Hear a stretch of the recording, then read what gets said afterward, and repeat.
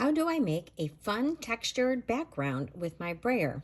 My name is Sliwinski. I'm here with another short video, and I'm going to show you a really cool technique, I guess, that I found. I kind of did it by accident. I was making a card, and I was using this embossing folder, which is the Metal Plate 3D embossing folder.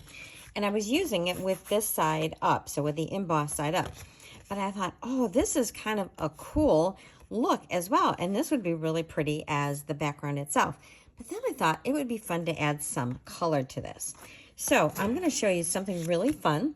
So this is our brayer, and it's a silicone roller on here, and the brayer has little legs on it. So when you're working and you've got ink on it, you can use those legs to prop it up.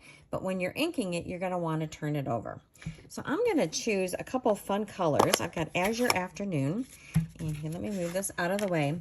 I'm going to ink up my roller. And so I'm lifting and I'm rolling. So I'm not going back and forth because you want to get ink all over the surface of this roller.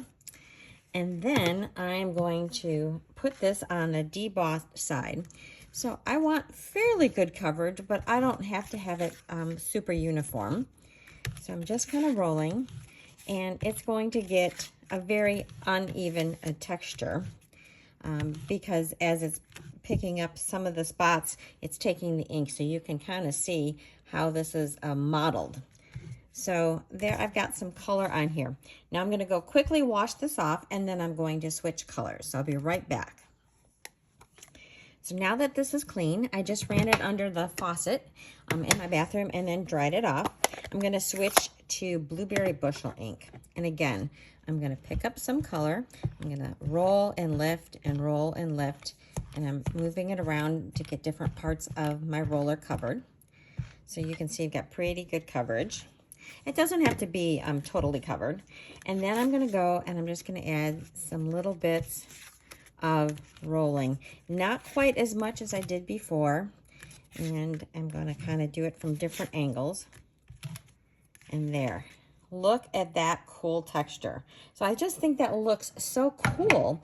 And it really kind of depends on your embossing folder, which ones are going to look good with this. I did try it with cane weave, just to show you. I thought this would look cool. It did not.